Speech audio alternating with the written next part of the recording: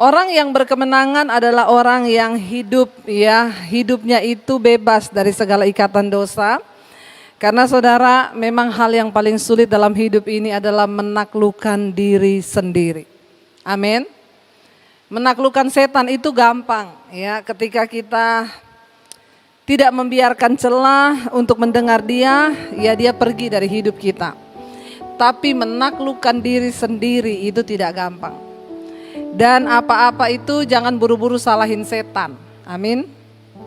Karena diri kita ini juga sebenarnya punya keakuan, punya ego.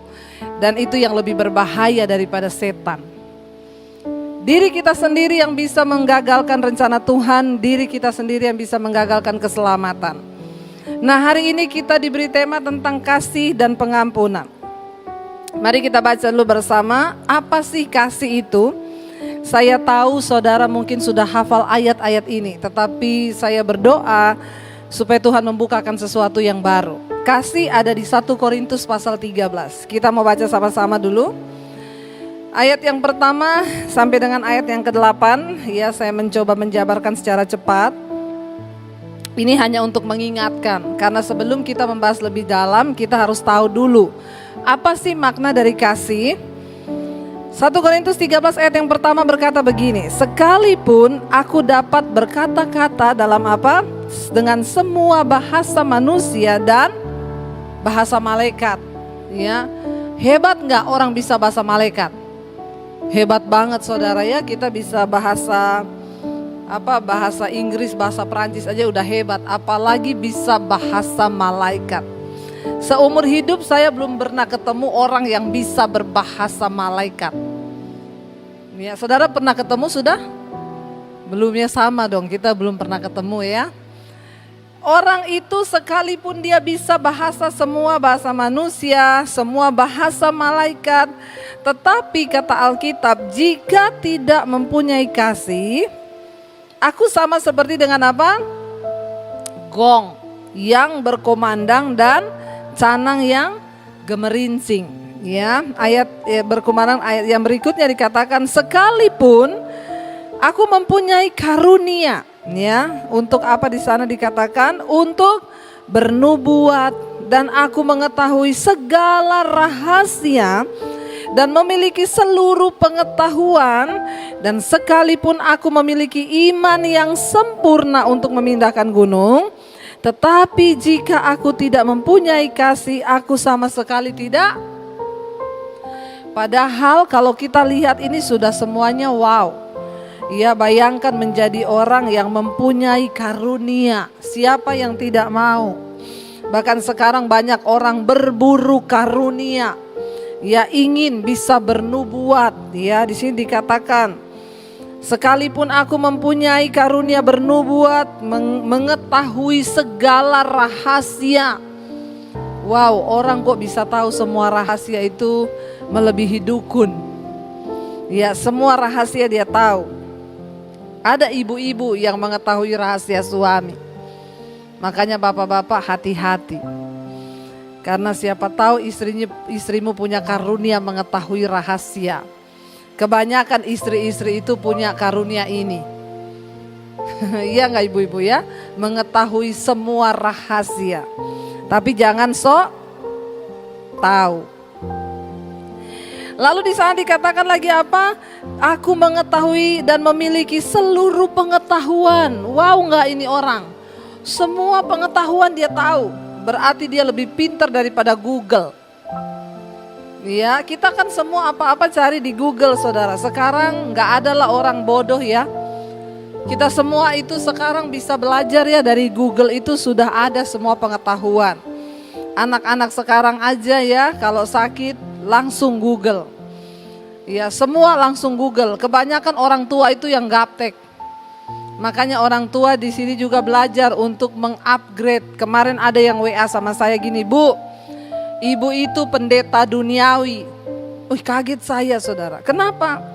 Masa setiap kali habis mesbah doa mesti ngomong, tolong subscribe channel YouTube saya. Please ya Bu, nggak usah minta-minta orang subscribe, itu duniawi tahu. Kasihan ya saudara, saya bilang ibu, kenapa kita meminta orang subscribe? Ibu kalau sudah pakai YouTube harus ngerti aturannya YouTube. Jadi begini ibu, itu kan banyak orang yang masih WA ke saya ya. Memang netizen itu saudara ya, seringkali mulutnya setajam silet. Padahal tidak punya pengetahuan, saya tidak menyalahkan, tetapi harus tahu. Ibu, kenapa saya harus minta orang subscribe? Karena sekarang itu banyak yang WA Bu Debi, iya, masukin saya ke grup YouTube dong Bu, supaya saya bisa ikut live streamingnya Ibu. Saya setiap malam selalu kelewatan. Saya bilang ibu, tidak ada grup YouTube. Ya, ada lagi. Ibu, saya ini YouTubernya ibu loh. Dia mau ngomong subscriber saya, dia ngomong YouTuber saya. Berarti dia juga YouTuber. Ya tapi begitulah saudara. Kenapa saya minta orang subscribe Bu? Jadi kalau ada yang ngomong Bu Debi masukin saya ke grup YouTube supaya saya bisa ikut live streamingnya ibu, saya akan jelaskan ibu, tidak ada grup YouTube. Kenapa orang bisa ikut live streaming? Ibu harus subscribe dulu. Kalau ibu sudah subscribe, nanti ada pemberitahuan setiap kali saya mengupload khotbah atau mau live streaming. Itu begitu saya tayang untuk live streaming 1 jam, ibu langsung bunyi loncengnya, ting. Debbie Basjir TV 1 jam lagi akan live streaming. Jadi bukan duniawi, amin. Semoga bukan Anda di antara saudara yang SMS ke saya begitu. Tapi ini saya ngomong aja, siapa tahu dia nonton. Benar gak saudara? Ya, jadi harus punya pengetahuan kita ini. Punyalah pengetahuan. Ada lagi Bu Debi tanya gini-gini, ibu subscribe ya dulu, subscribe dulu supaya sudah Bu, tiap hari saya subscribe terus ibu. Berarti kalau tiap hari dia pengen subscribe, hari ini subscribe, besok unsubscribe, besok lagi subscribe, di-subscribe. Aduh capcay deh saudara ya. Tapi kita harus mengerti begitulah saudara. Kalau umur-umur di atas sudah 50 itu biasa sudah rentan itu ya. Tapi kan sekarang kita ada Google, kita bisa belajar segala hal. Ayat ini berkata, tapi sekalipun engkau punya semua pengetahuan, bahkan sekalipun aku memiliki iman yang sempurna, bisa pindahkan gunung, kata Rasul Paulus, kalau aku tidak memiliki kasih, maka aku sama sekali tidak berguna. Imannya sempurna loh saudara. Wow ya. Lalu yang berikutnya di sana dikatakan, kita lihat ayat yang berikutnya saudara. Dan sekalipun aku membagi-bagikan segala sesuatu yang ada padaku, bahkan menyerahkan tubuhku untuk dibakar, tetapi jika aku tidak memiliki kasih, sedikit pun tidak ada faedahnya bagiku. Aneh ya saudara, kan ayat ini berkata di sini tadi, sekalipun aku membagi-bagikan sesuatu, bahkan menyerahkan tubuhku untuk dibakar.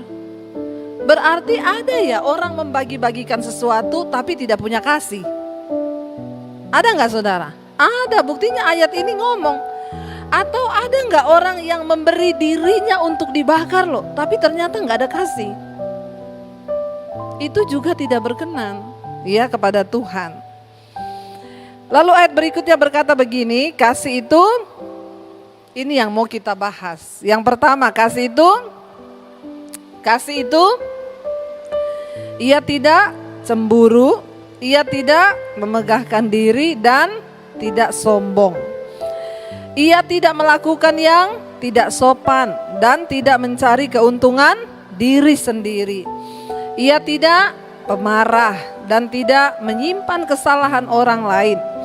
Ia tidak bersukacita karena ketidakadilan, tetapi ia bersukacita karena kebenaran. Ia menutupi segala sesuatu dan percaya segala sesuatu, mengharapkan segala sesuatu, bahkan sabar menanggung segala sesuatu.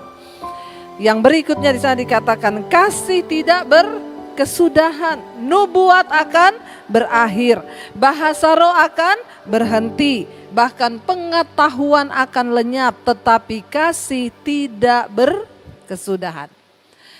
Saudara, hari ini kita membahas ayat tentang kasih dan pengampunan. Satu kali ada seorang jemaat yang telepon kepada saya.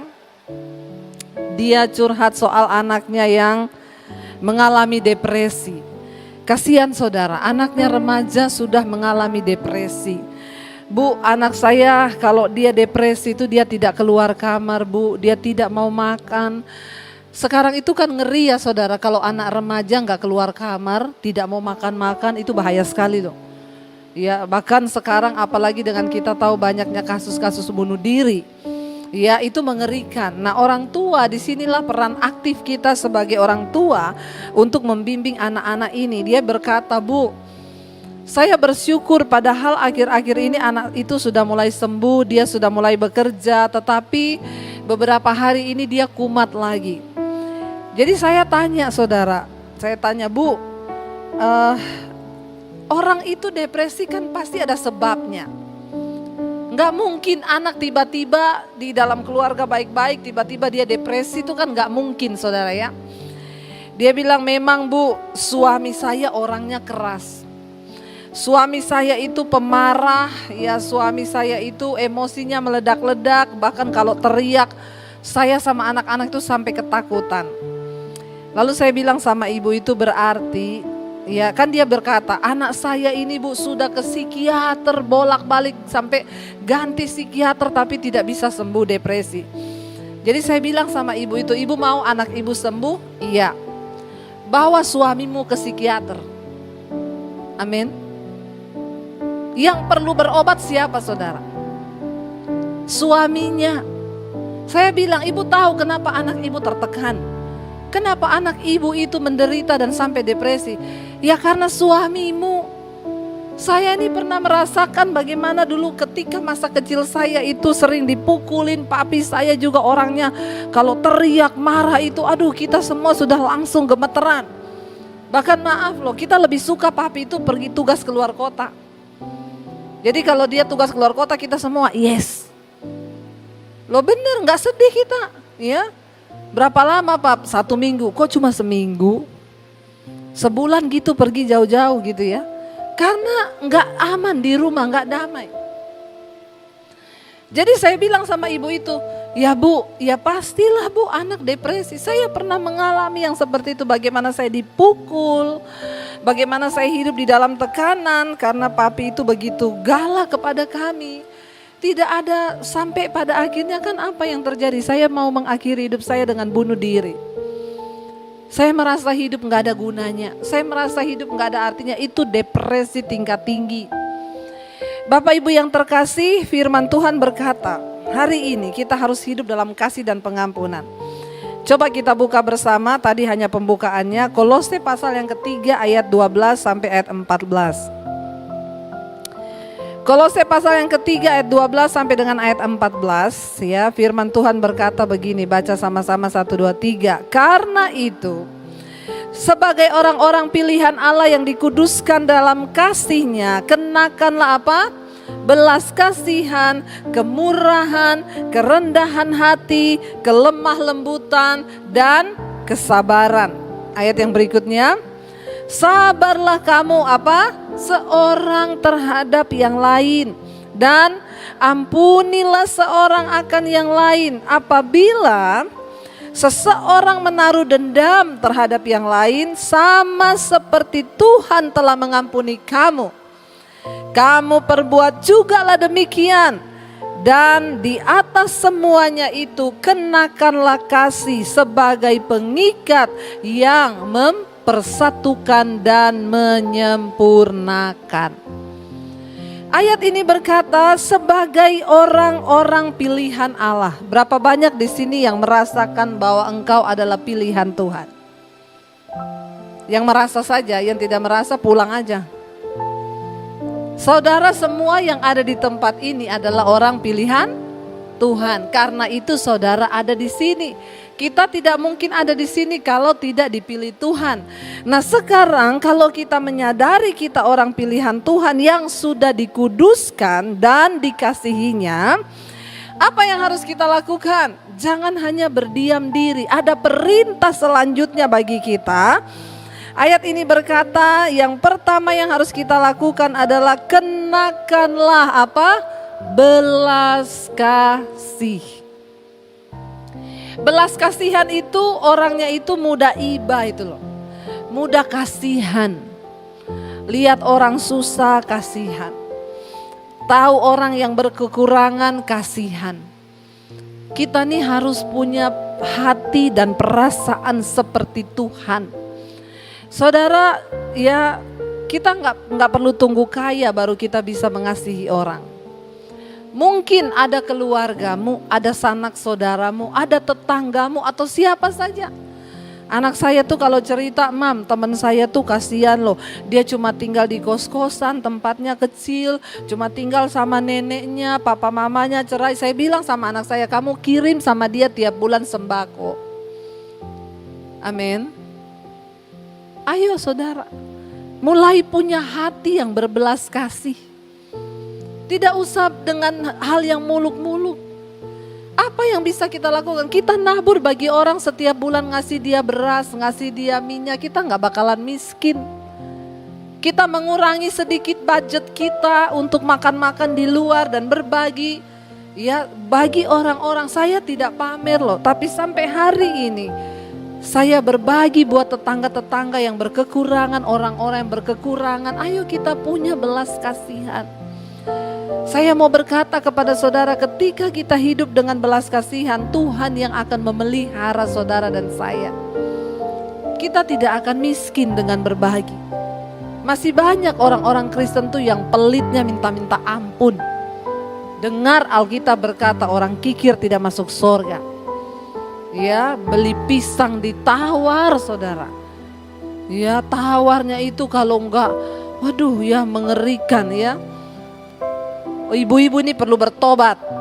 Ya, jangan menertawakan dirimu sendiri. Ke pasar beli sayur ditawar, please deh. Kalau perlu berapa bu pisangnya? 30.000, kasih 50, amin. Enggak ada amin. Ini perlu bertobat ini. Ya, berbagi. Kita ini tidak selamanya loh dapat kesempatan untuk berbagi loh.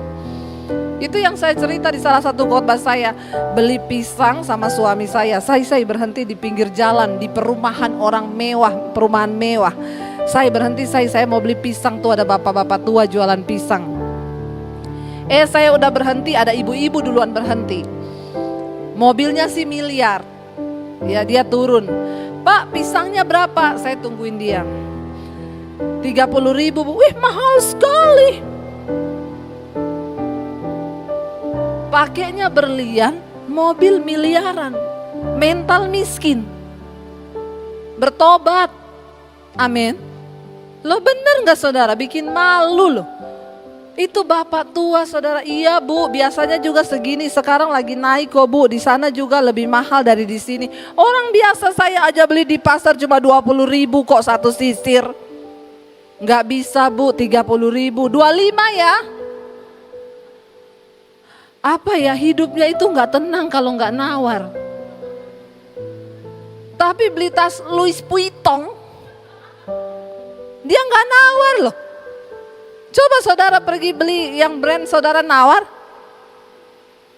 Please ya saudara, please. Jangan punya mental miskin. Anda boleh kaya tapi kadang mentalnya tuh miskin loh. Saya tungguin dia lama nawar 5.000. Akhirnya saya bilang sama bapaknya, Pak kasih aja Pak, nanti saya yang tombokin. Terus dia bangga gitu ngomong ke saya gini, tuh kan bapaknya lama sih, saya akhirnya kan ibunya mau nombokin saya loh. Dalam hati saya terus lu gak malu gitu. Please ya saudara, coba saudara bayangkan kalau yang jualan itu bapakmu, keluargamu. Coba kalau saudara yang jual di pasar itu adalah saudaramu, ibumu. Ya, jangan lewatkan kesempatan untuk berbuat kebaikan demi kebaikan. Ya, ada juga suami-suami yang pelit. Banyak istri-istri konseling sama saya, Bu, saya itu suka menabur, Bu, tapi suami saya itu pelit banget, dia marahin saya kalau saya menabur. Ya, ini suami-suami juga bertobat ya. Saudara, mari kita memiliki belas kasihan. Ya, itu awal dari kita ini memiliki hati Tuhan, di sini dikatakan. Lalu apa? Hidup dengan kemurahan. Orang yang murah hati akan menerima kemurahan.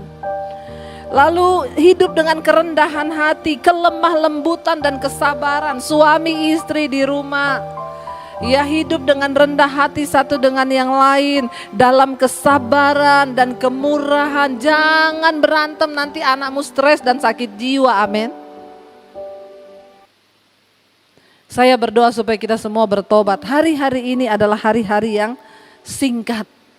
Mari kita memiliki kasih yang sesungguhnya. Lalu di sana dikatakan, sabarlah kamu seorang terhadap yang lain dan ampunilah seorang akan yang lain. Apabila seseorang menaruh dendam terhadap yang lain, kamu harus ingat ini, sama seperti Tuhan telah mengampuni kamu, maka kamu juga wajib mengampuni sesamamu manusia yang memiliki salah kepadamu. Ada orang-orang yang terus hidup dalam kepahitan dan amarah. Kemarin saya dapat telepon dari seorang ibu, saudara. Dia telepon sama saya terus. Saya lagi masak, ini telepon bunyi. Saya nggak bisa angkat telepon kalau dekat kompor, bisa meledak. Jadi saya jauh-jauh, saya WA dia, ibu ada apa ya? Please bu, sebentar bu, angkat dulu teleponnya, penting. Waduh, saya pikir apa ada jadwal yang kelewat nih. Jangan-jangan saya khotbah ini, saya lupa nih. Oke, saya telepon, dia telepon. Bu, saya mau tanya ibu ya, ibu ada ngomong sama anak saya. Ibu ngomong ke anak saya bahwa oh memang mamahmu itu aneh. Saya kaget kan saudara, ini yang telepon siapa? Anaknya siapa? Saya tunggu bu, ibu ngomong yang jelas dulu ya. Saya ini enggak tahu ibu, anak ibu siapa, dia sebut nama anaknya, saya enggak kenal itu nama itu. Jadi ceritanya begini bu, saya ini kan sama anak saya ribut, selalu masalah dalam rumah tangga, saya dengan menantunya, istrinya. Dan saya tadi tuh ngomong sama dia, kamu cari hamba Tuhan deh, kamu konseling. Dia bilang, sudah, saya udah konseling sama Bu Debbie, dan Ibu Debbie ngomong memang mamahmu itu aneh. Haleluya ya saudara. Jadi rempong gak saya? Bu, tunggu dulu, anak ibu bilang terus dia nyemprotnya ke saya. Jadi gini bu, kita ketemu bertiga, ibu klarifikasi di depan anak saya. Ibu yang konseling sama saya ini ribuan bu. Dan saya tidak tahu yang anaknya ibu yang mana, saya bilang. Dan ibu gak bisa begitu dong, lihat kasusnya. Coba ada foto WA-nya gak? Saya tidak akan mungkin berkata, oh berarti ibumu tuh aneh. Kalau dia gak ngomong yang aneh. Ya kalau ada orang datang, bu, mama saya tuh aneh, berantem terus sama istri saya. Kayak gini dimarah, kayak gini dimarah, kayak gitu dimarah. Ya saya jawab, berarti makmu perlu doa pelepasan. Kalau sampai memang, lah kalau dia ngomong mama saya tuh baik banget. Enggak mungkin saya ngomong, oh mamamu aneh, yang gila tuh saya. Jadi saudara, saya bilang ini ibu, saya tidak mau ibu melibatkan saya di dalam urusan berantemnya ibu dengan anak. Saya mau menasehati ibu, berdamailah bu. Mau sampai kapan orang ribut terus, gak capek apa, hidup ini sudah ribet, gak usah dibikin tambah ribet, amin. Coba kalau ada yang mengalah, salah satunya mengalah. Ini persoalan mertua dan menantu saudara. Ya makanya perlu tanam di rumah lidah mertua. Di rumah saya selalu ada itu lidah mertua ya. Itu tanaman yang sehat bagi kesehatan. Dia menyedot racun-racun di dalam rumah kita, namanya sansifera, itu lidah mertua. Tapi ada juga lidah mertua yang membawa racun di dalam rumah, makanya bertobatlah. Kalau kita hidup dalam belas kasihan, pengampunan, tidak bakal ada tuh yang begitu-begitu. Saya bilang ibu lakukan firman saja bu ya, jangan menaruh dendam. kalau kita ini menaruh dendam kepada seseorang, kata firman ini, ingatlah bahwa kamu juga sudah diampuni. Saudara,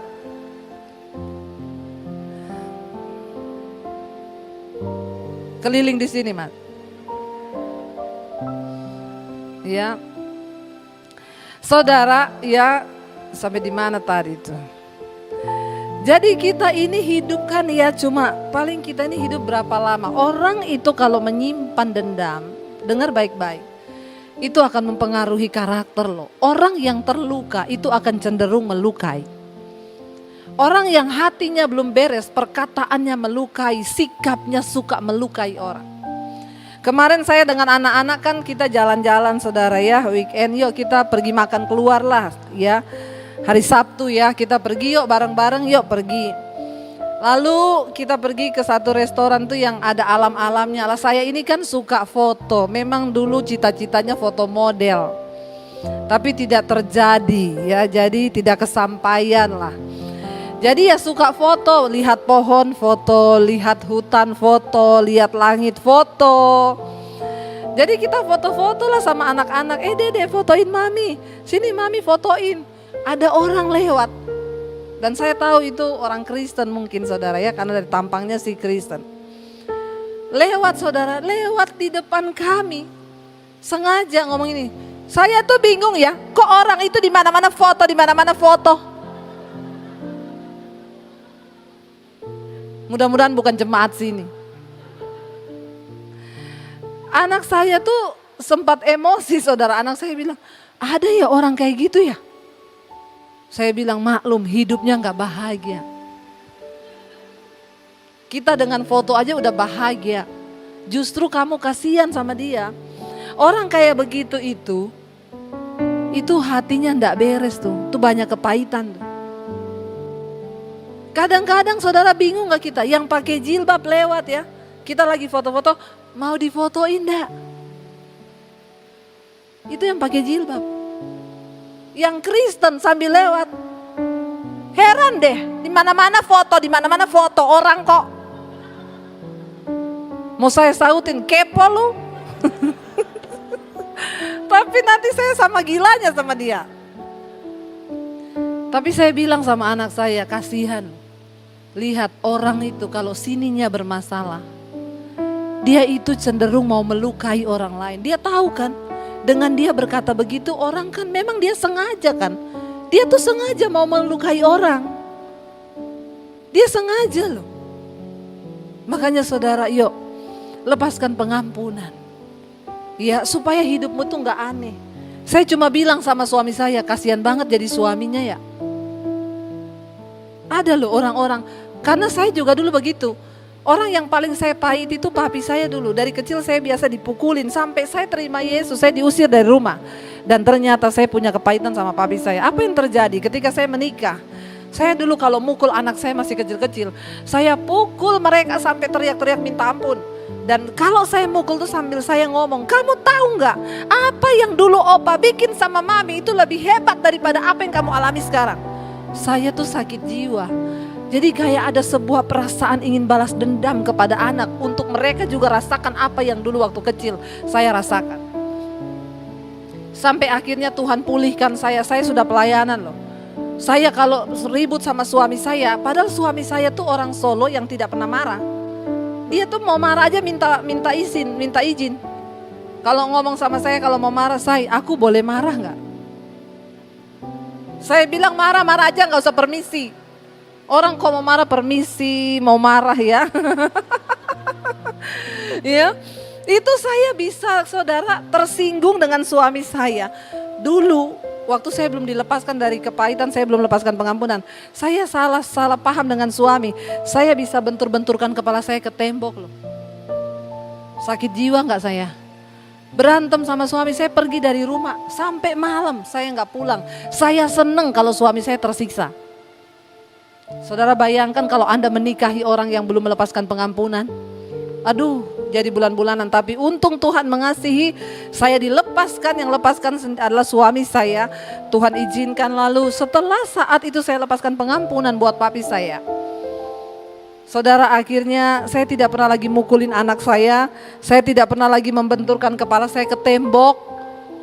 Saya diubahkan Tuhan. Jangan sampai engkau jadi kelainan jiwa karena engkau tidak melepaskan pengampunan. Lalu yang terakhir saudara, karena sudah habis waktu, sebenarnya masih ada 10 ayat yang mau saya baca.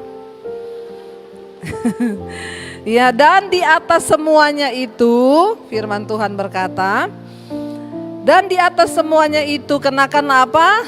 Kasih sebagai pengikat yang mempersatukan dan menyempurnakan. Makanya saya selalu bilang jangan bangun pernikahan dengan dasar cinta. Karena cinta itu pret. Ya, cinta itu pret. Kalau masih ada yang diharapkan, cinta iya. Begitu tidak ada yang diharapkan, lunturlah cintanya. Waktu bulan madu masih ada cinta. Begitu selesai bulan madu tinggal racunnya. Bahaya. Mari kita melandasi dan mengikat pernikahan dengan kasih. Kenapa? Kasih itu tidak mementingkan diri, tidak menuntut tetapi cenderung memberi. Saya berdoa saudara biar kita semua hari ini selalu ingat, ya mari kita hidup dalam kasih dan pengampunan. Satu yang terakhir, mengapa engkau harus mengampuni? Karena kalau engkau tidak mengampuni kesalahan orang, Bapamu yang di sorga juga tidak mengampuni dosamu. Ayub mulai menghitung semua kesalehannya dan dia mulai berpikir Tuhan tidak pantas menghukum aku dengan penghukuman yang seperti ini. Bukankah itu juga sering kita pikir? Kalau kita sudah rajin ke gereja pelayan maka tidak boleh ada masalah yang datang dalam hidup kita. Lalu kita mulai menuduh harusnya yang lebih berdosa itu yang kena kutuk. Benar gak saudara? Itu kan kita manusia. Lalu Tuhan bicara kepada Elihu. Pada waktu itu Ayub mulai berpikir, percuma aku hidup kudus, toh juga aku mengalami penderitaan, kesakitan melebihi dari apa yang orang fasik lakukan. Saudara lihat ya, lalu Tuhan bicara lewat Elihu begini ayat yang ke-6. Dia bilang, jikalau engkau berbuat dosa, apa yang akan kau lakukan terhadap dia? Kalau pelanggaranmu banyak, apa yang kau perbuat terhadap dia? Tuhan itu, Elihu ingatkan Ayub lewat Elihu, Tuhan ingatkan Ayub. Dia bilang ini, seandainya engkau pilih untuk hidup berdosa, maaf, Tuhan tidak dirugikan oleh perbuatan dosamu. Jadi ada orang-orang yang kadang berpikir, ikut Yesus tuh ngapain sih saya menderita? Sudah pelayanan, udah gini, tapi tetap juga begini. Sementara orang yang berdosa banyak, kenapa gak ngalami sesuatu? Tuhan bilang, kalau engkau memilih untuk hidup berdosa, Tuhan tidak pernah dirugikan saudara. Amin. Tidak ada dampak apa-apa dari dosamu. Dia tetap Allah, dia tetap kudus, dia tetap mulia. Bukan ketika waktu kita memilih untuk hidup berdosa, gak pelayanan lagi, gak usah peduli dengan Tuhan. Loh dia gak rugi loh. Tuhan gak rugi. Sebaliknya ayat ini berkata, coba ayat yang berikutnya berkata begini saudara, ayat yang ke-7. Ya, kita baca sama-sama ayat yang berikutnya berkata, jikalau engkau benar, apakah yang kau berikan kepada dia atau apakah yang diterimanya dari tanganmu? Sebaliknya kalau engkau hidup benar, engkau berbuat baik, maaf, Tuhan tidak diuntungkan dari perbuatan baik saudara. Karena Alkitab berkata, perbuatan baik kita itu seperti kain kesumbah di hadapan Tuhan. Amin. Kalau kita berkata aku sudah bayar perpuluhan, saudara bukan. Jadi banyak orang berpikir waktu saya bayar perpuluhan Tuhan untung. Sorry, engkau bayar perpuluhan, yang untung bukan Tuhan. Amin. Benar gak? Emang Tuhan untung? Dia butuh duit? Tuhan gak butuh duit. Jadi jangan berpikir gini, Tuhan aku bawa persembahan persepuluhan ya, awas kalau engkau tidak berkati aku loh. Maaf loh saudara, apakah Tuhan yang untung? Engkau mau buat Tuhan gak pernah tertarik dengan uangmu. Gak ada ayatnya dikatakan waktu engkau berikan persembahan 5M, sorga bersorak-sorai. Hello, siapa yang bersorak? Gak usah dijawab. Di dalam hati saja. Lo benar gak saudara? Ya. Lalu apa yang menguntungkan Tuhan? Enggak, Tuhan tidak pernah, dia tetap Allah, dia tetap mulia. Mau kita buat baik, Tuhan gak pernah untung. Jadi jangan berpikir aku bayar perpuluhan supaya usahaku diberkati, rumah tanggaku diberkati. Awas kalau engkau gak berkati aku Tuhan. Maaf, orang itu agamawi. Kalau kita hidup sebagai orang yang mengenal Tuhan, Kristen yang membangun hubungan dengan Tuhan, maka kita akan berkata begini, kenapa saya beri perpuluhan? Karena aku sudah diberkati. Amin. Lo sebenarnya kan dari hidup kita ini bukan cuma 10 punya Tuhan, 100%. Bahkan nafas kita tuh punya Tuhan, bener gak? Nah, kenapa kita memberi persembahan? Bukan supaya diberkati, karena Tuhan sudah memberkati. Benar nggak? Jangan main judi sama Tuhan. Amin. Lah orang ditanya kenapa ke Gunung Kawi? Biar diberkati, anak-anak diberkati, bisnis diberkati. Kenapa ke gereja? Biar diberkati. Terus kalau Tuhan nggak berkati, masalah buat lo. Halo saudara, enggak. Kekristenan itu harus mencapai satu tingkat kedewasaan kita mengenal Tuhan dengan benar. Amin. Lalu ayat berikutnya bilang begini saudara, ya, Elihu menegaskan lagi kepada Ayub, coba lihat, jika engkau, ya, ayat berikutnya, ya, hanya orang seperti engkau yang dirugikan oleh kefasikanmu, dan hanya anak manusia yang diuntungkan oleh kebenaranmu. Tuhan dapat apa? Kalau engkau berbuat dosa, engkau fasik, yang rugi siapa? Ya dirimu sendiri, benar gak saudara? Ya kayak tadi kesaksiannya Frankie, ya saya gak memikirkan dulu saya bertindak bodoh, ya yang rugi siapa? Kan dia. Emang Tuhan rugi sekarang? Pengikutnya Tuhan jadi sedikit karena Frankie jatuh? Kan enggak, benar gak saudara? Harganya mahal untuk dibayar. Makanya sebelum kita jatuh, ya tadi dia pesan, pikir dulu. Karena setiap hal keputusan yang kau ambil itu ada resikonya. Ada risiko. Jadi sebelum melakukan sesuatu, Tuhan gak rugi kalau engkau berpilih untuk berbuat dosa. Sekarang ini ada banyak orang Kristen yang terus bermain-main dengan dosa. Sorry saudara, Tuhan gak rugi. Dan makanya ayat itu berkata, Yesus bilang begini, pada satu saat nanti aku akan berterus terang. Loh kenapa Tuhan baru berterus terang pada hari penghakiman? Apakah dia gak tahu selama ini kita berbuat dosa? Dia tahu, tapi kenapa dia baru berterus terang? Dia tunggu kita bertobat. Amin. Jangan sampai ketika hari penghakiman baru dia berterus terang. Loh saya baca ayat itu saya terkesima dengan kata berterus terang. Loh kenapa Yesus baru berterus terang pada zaman akhir ketika di hadapan semua orang ada hamba-hamba Tuhan berkata, aku bernubuat demi namamu, aku sembuhkan orang sakit demi namamu, aku bangkitkan orang mati demi namamu. Lalu Tuhan bilang, aku tidak mengenal engkau, enyah engkau daripadaku, hai engkau pembuat kejahatan. Maaf, Tuhan Yesus berkata, saat itulah aku akan berterus terang kepadamu. Loh kenapa Tuhan gak berterus terang dari sekarang? Apakah karena dia gak tahu? Dia tahu. Makanya saya bilang tadi, kayak bilang, ya bedanya ada orang yang mau jujur, ya dia dosa-dosa. Tapi kan yang masih munafik sampai sekarang masih banyak gak? Gak usah angkat tangan di sini. Bener gak saudara? Tapi pada akhirnya tuh kita akan diuji.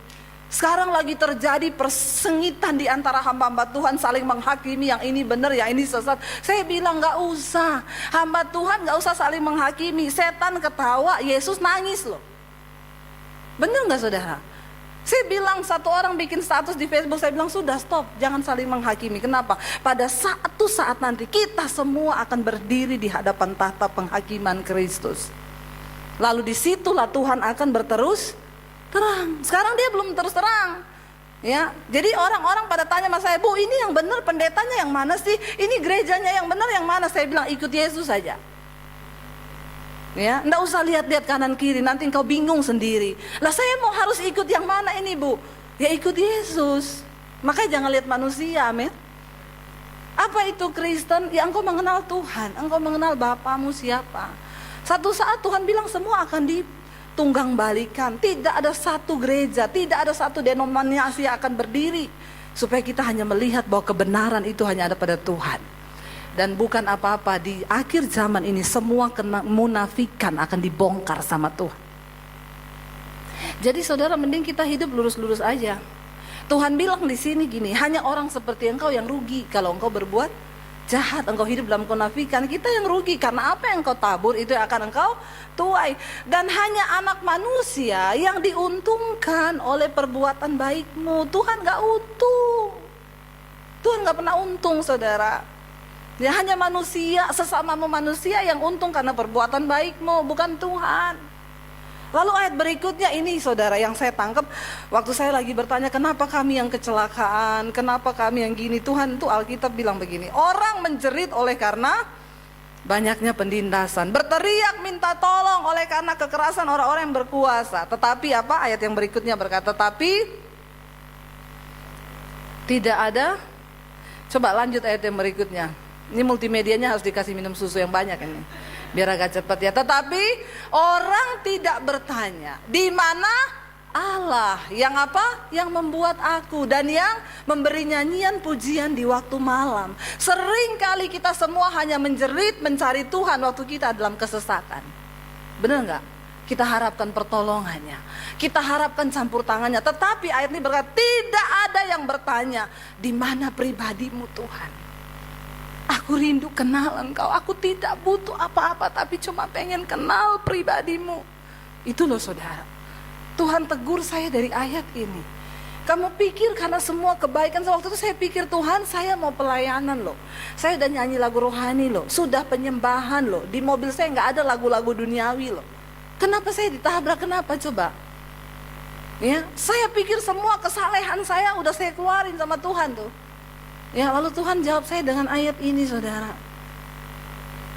Kita cari pribadi Tuhan ya, kenali Dia secara utuh. Supaya waktu gereja mulai kocar-kacir, doktrin yang ini mulai bilang begini, yang itu, Anda gak usah bingung karena engkau kenal siapa Tuhanmu. Amin. Kenali Tuhan, dan orang-orang yang mengenal Tuhan, saudara, ya engkau akan tetap berpegang pada Dia apapun yang terjadi. Ya engkau akan tetap teguh berpegang pada Tuhan. Saya tutup dengan satu kesaksian, saudara. Kita ini dikasih kesempatan hidup hari ini, saudara, ya sudahlah, yuk kita memang benar-benar harus kenal Tuhan. Ya, kita berhenti untuk saling menghakimi satu dengan yang lain, karena sebenarnya hukum tertinggi itu adalah kasih. Tuhan berkata begini, semua hukum dan kita para nabi ini hanya tercantum dalam dua hukum. Kasihilah Tuhan Allahmu dengan segenap hatimu dan sesamamu manusia seperti dirimu sendiri. Memang itu susah ya, dan sampai sekarang kayaknya kita belum bisa melakukan hal itu ya. Saudara, lalu ya ketika kita belajar saling mengasihi, ya kita juga saling menerima satu dengan yang lain. Saya beberapa waktu yang lalu saya ketemu sama seorang teman saya, saudara, dia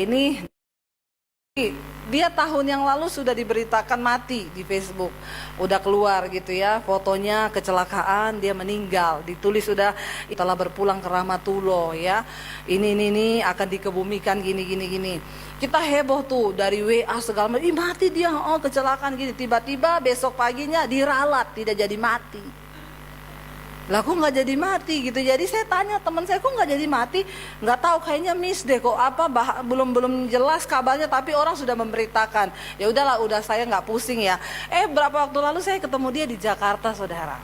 Waktu saya ketemu gitu, saya tahu tuh Tuhan memang mempertemukan kami. Tuh ketemu saya, kamu dulu kan udah mati, kenapa nggak jadi mati? Saya bilang gitu ya.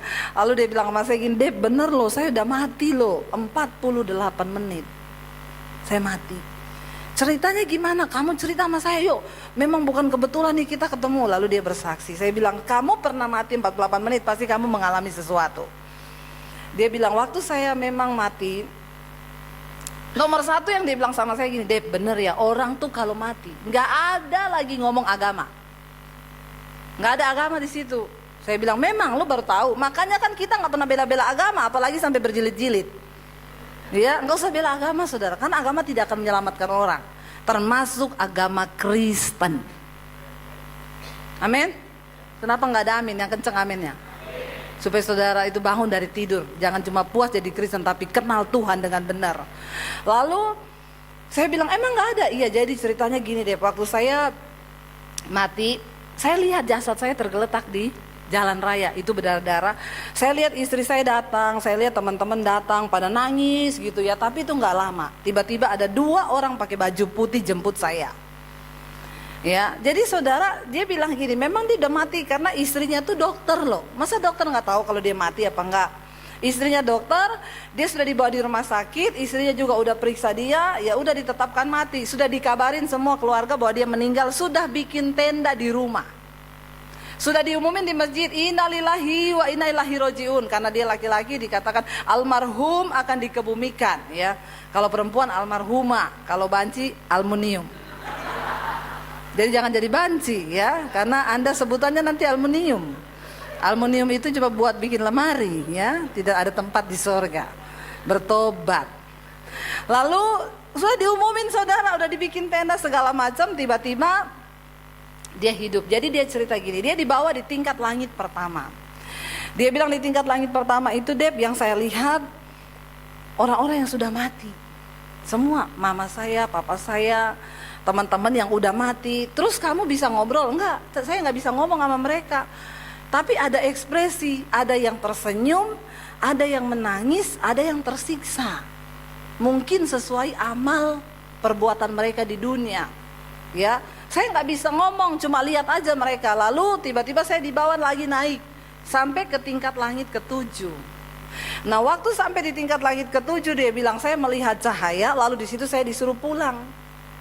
Ada suara yang berkata, kamu belum saatnya mati, pulang kamu ke bumi.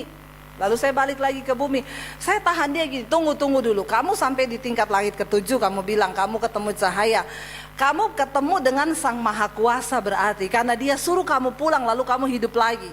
Pertanyaan saya, di langit ke-7 itu kamu lihat sosok siapa? Ini penting buat kita, bener gak saudara? Mumpung dia kan udah ke sana kan? Jadi kita gak usah pergi ke sana dulu kan? Sampai mau pergi ke sana cari tahu. Ya iya, kalau kita pergi masih balik, kalau nggak balik cilaka saudara. Bener nggak ya?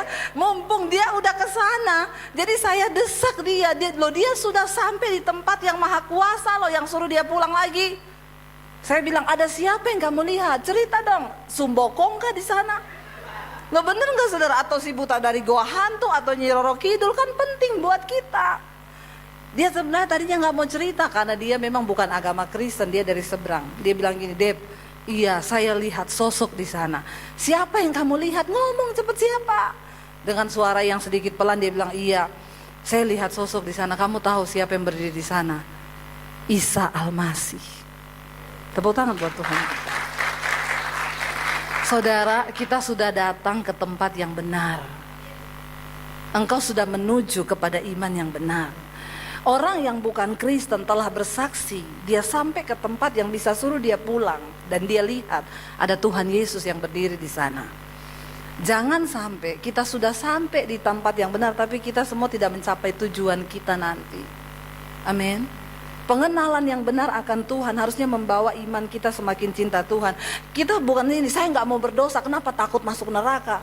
Nggak usah. Kenapa kita nggak mau berbuat dosa? Karena kita nggak mau lukai hati Tuhan. Bener nggak? Loh, kalau kita mau berhubungan intim dengan Tuhan, Tuhan tuh bicara kok sama kita. Tuhan tuh kasih tahu di dalam hati nurani kita ada hukum-hukum Tuhan. Karena Alkitab berkata, ayat firman Tuhan bilang, aku menulis hukum-hukumku di dalam hati nurani manusia. Saudara tahu ada yang di jambret di Cempaka Putih dulu, perempuan yang lagi naik motor, tasnya ditarik.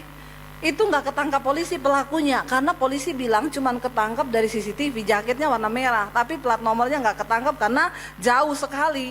Tiba-tiba kenapa dia bisa ketangkap saudara? 3 hari waktu dia lihat berita itu perempuan mati, 3 hari dia nggak pulang ke rumah, dia dikejar sama hati nuraninya. Dia tertuduh merasa berdosa. Loh, siapa yang bicara di hati nurani kita? Itu Tuhan, karena dia menaruh hukumnya di dalam hati nurani kita. Mau engkau ke gereja, mau engkau ke masjid, mau engkau kemanapun, Tuhan itu sudah taruh hukumnya. Ada di dalam hati setiap manusia. Jadi waktu kita mau buat dosa itu sebenarnya Tuhan udah bicara.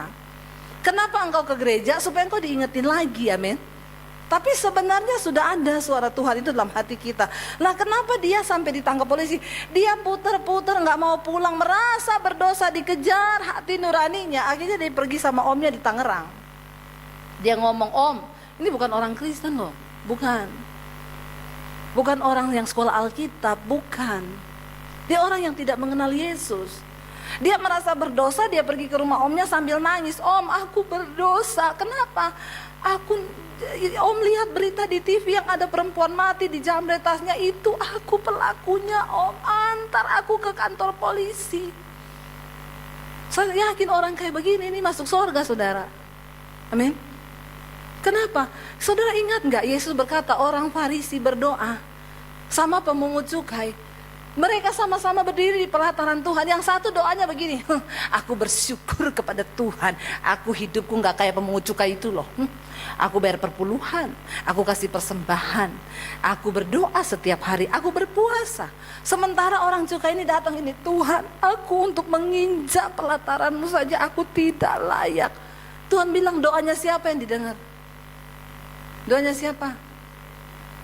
Orang yang merasa dia nggak layak. Ya, agama membuat kita jadi sombong rohani. Tetapi pengenalan yang benar akan Tuhan membuat kita ini gak ada apa-apanya di hadapan Tuhan. Nah, karena kita merasa Tuhan itu segala-galanya, kenapa kita gak mau bersinah? Kenapa kita gak mau nyolong? Kenapa kita gak mau berdosa? Karena kita gak mau nyakiti hati Tuhan. Amin. Nah, saya bisa gak bersinah? Bisa, saudara. Saya ini cantik loh, banyak yang senang. Langsung senang ya dibilang begitu ya. Kayaknya langsung wihihihi ya. Kenapa saudara? Loh, saya bisa saudara melakukan, orang gak tahu saya bisa diam-diam kok. Kenapa saya gak mau melakukan? Saya gak mau menyakiti hati Tuhan. Dia yang sudah beri segala-galanya buat saya. Kita bikin dosa sedikit aja Tuhan tuh udah bicara. Dan kita merasa saya gak mau lukai hati Tuhan. Apalagi kita melakukan dosa yang terlalu, bukan. Jadi kenapa? Pengenalan yang benar akan Tuhan akan menuntun kita sampai pada tujuan yang sesungguhnya. Tapi kalau engkau cuma jadi Kristen agamawi, sorry saudara, engkau gak akan pernah temukan tempatnya Tuhan yang sesungguhnya.